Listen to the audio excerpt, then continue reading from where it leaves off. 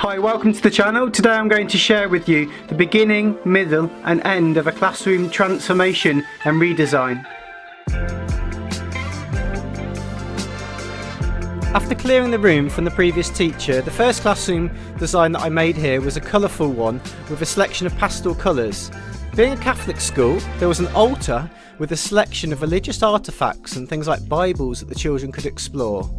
The red tables there were for mark making and writing, with the children's work eventually going on the yellow wall behind.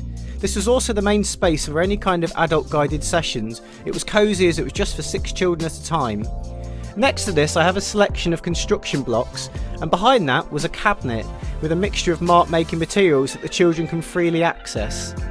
On top of the cabinet there's photograph frames of the children and their families from their introductory days.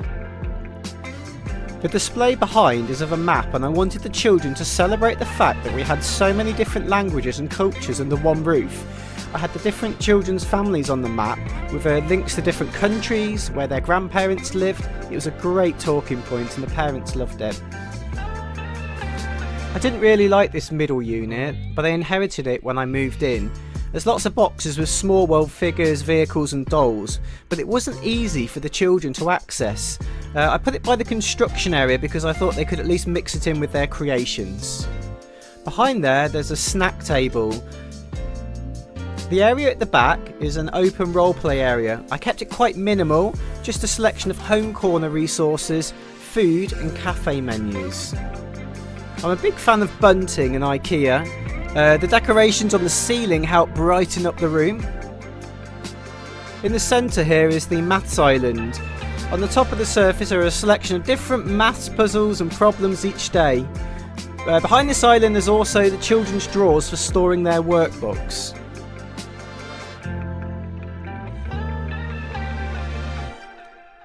Looking into the back corner you'll see the more messy activities. I made these next to the sink for the ease of cleaning, the sand, the water, the playdough, mud, junk modelling, and I used a shower curtain to cover the shelves. This worked well and it was easy to clean. Being a musician, I wanted the children to explore different instruments, so you can see a guitar and a music box. Inside there are lists of rhymes and rhythms. The back wall has storage cupboards, and this is where I displayed any planning, timetables and routines. I eventually moved to plastic wallets as it was easier to switch the paperwork without having to blue tack each time. The piano is covered in a material I found at Birmingham Rag Market, and in front of this there's a little challenge area, a mixture of fine motor, shape and counting challenges. Okay, we're going to now start to look at the middle transformation, so please excuse the mess, as I'm sure you can feel my pain if you've ever emptied cupboards on a holiday. There's never enough space for everything, so all the resources went onto tabletops until I was happy with the initial layout. At the moment it still had pastel walls, but the main thing that stood out was this new natural looking floor. This allowed me to design the room with messy activities anywhere. It made it so much easier to clean in the evenings as opposed to the carpet, though the drawback was it was cold to sit on, so mats, rugs are a must. Turning around you'll see the whiteboard and teacher desk and a new construction area. One side is construction blocks and the other is the small world figures. Those tangle of wires on my computer desk took hours to get the computer working properly. I really like the open space in the middle. It was enough for 30 children to fit comfortably.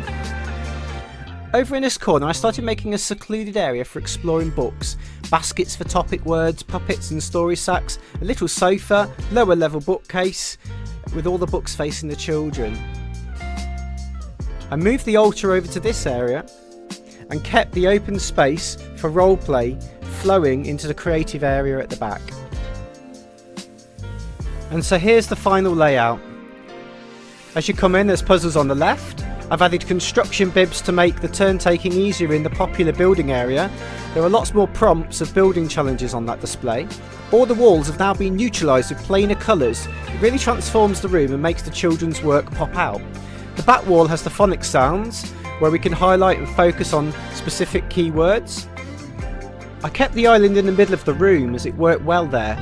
I switched the drawers to this side, and behind there I've put 2 desks. Next to that there are little writing pods that the children can transport around the room if they want. At the back I intertwined the British values and the altar together, and as we go left here you'll see the selection of really useful clipboards and my little snack and fruit table there, where also they can store their water bottles. This is the new book corner before the children's workshop. It's a cosy, inviting space. I put a list of nursery rhymes behind that sofa. I put up some posters of the children's favourite characters: Peppa Pig, Ben 10, Batman, Spider-Man. The interest in accessing books independently increased tenfold with this unit, and I had 2 monitors that swapped the books each morning so it was fresh. Here are some of the displays that were finished. This was an RE one for Christmas. On the back wall I stapled a tree.